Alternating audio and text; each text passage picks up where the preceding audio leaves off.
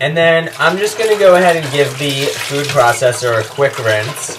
It's not completely necessary to wash it all the way. So what I'm going to do now is show you how to make the filling for this. And the filling consists of a couple of different things. The first thing is going to be a half a cup of soy milk. Now, if you don't have soy milk or if you don't like soy milk, you can feel free to use any non-dairy milk. And I usually use unsweetened. It doesn't really matter, just keep in mind that the sweetened is obviously going to make it a little sweeter. So I put a half a cup of soy milk. And then the next thing that I'm going to add is some ground flax seeds. And that's actually going to act as our eggs. So as soon as I can find them in here we go. And you'll see that I keep my flax seeds in my coffee grinder because I actually use my coffee grinder to grind my flax seeds. It's the easiest way to do it. And freshly ground flax seeds have much more omega-3 fatty acids. It's because the longer they sit after they're ground, the more the acids start to break down, and then when we ingest them, we can't really use them. So it's better to do, the fresher the better. The fresher, the more nutrients you're going to get out of it. And it's also really important to keep them in the refrigerator. Even pre-ground, I keep those in the refrigerator as well, just so that I know they're still going to be good when I go to use them. So to the half a cup of soy milk, I'm going to add 2 tablespoons of ground flax seeds.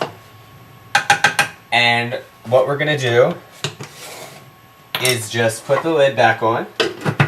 And we're going to whip this for about 10 to 15 seconds until it gets a nice, it's going to be a really eggy consistency. Because what flax seeds do is once they get wet, if you've ever had a flax seed stuck in your mouth or something, you'll feel that it almost has a slimy coating on it. And it's just something that the flax seeds kind of secrete when they get wet. So that gumminess is going to be our, that's going to act as our egg and bind everything together.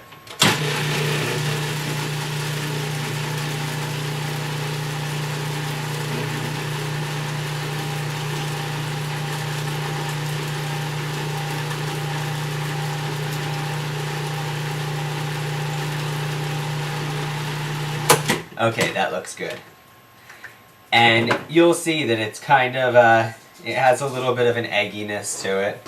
I mean, it's still very liquid, but if you actually stick your finger in here and then just feel, you'll feel it has just almost like I said, a slimy consistency. It's not distasteful, but it's going to be our binder. That's going to be the egg in there. So the next thing that we're going to do is add our sugar to this. So I'm going to add 1 cup of granulated sugar.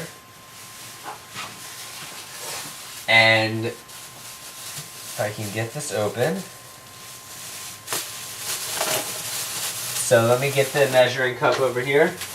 I use, when you're using sugar in a recipe, I actually wasn't aware of this when I first became vegan, but if you're not aware, sugar is not always 100% vegan. And I'll tell you why. It's because most refined sugars, like the white sugars, what happens is they usually filter them through bone char. It's a lot of times it's cow bones.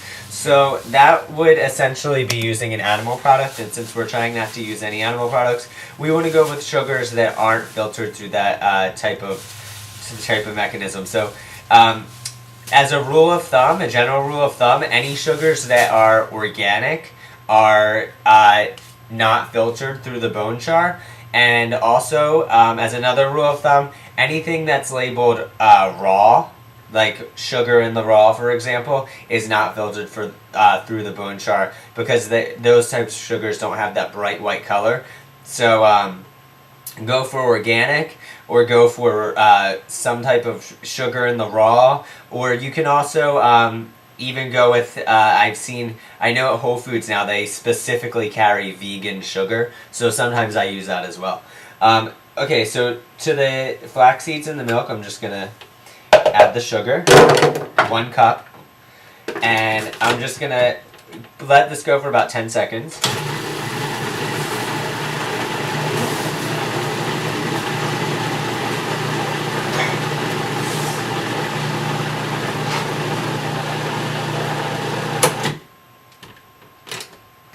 Okay, and now you will really notice that it's really binding together, almost as if there were an egg in it, which there is not. So, if I can get this back on here without making too much of a mess.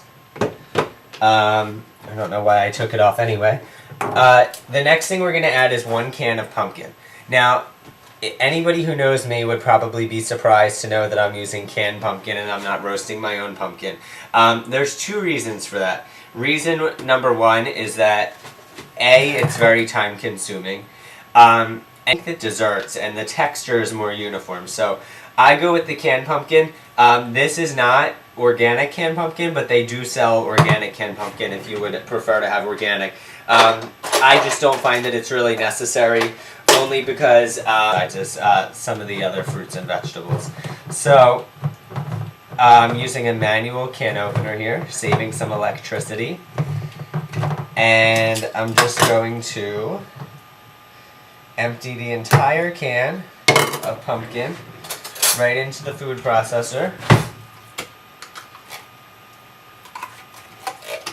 And also, at this point, I'm going to go ahead and add the spices.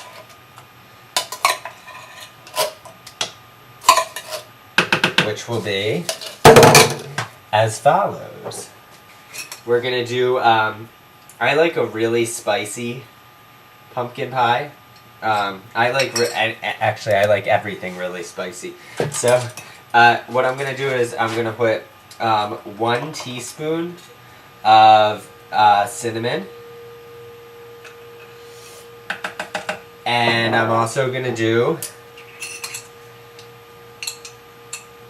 a 1/2 teaspoon of ginger, because I really like the flavor that ginger lends to this. And then the third thing I'm going to add is a 1/2 teaspoon of ground cloves.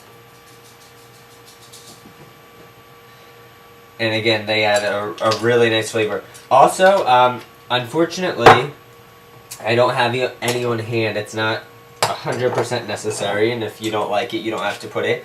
But if you have it on hand, some ground nutmeg or some freshly grated nutmeg would be nice to add in here as well. So, what I'm going to do is turn it back on, grind this stuff up.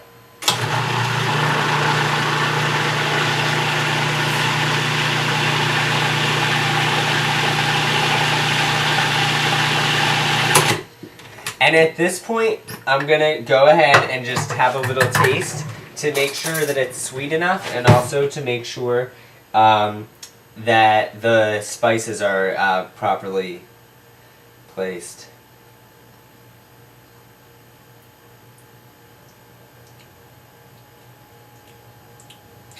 I'm actually, I think this is nice, so...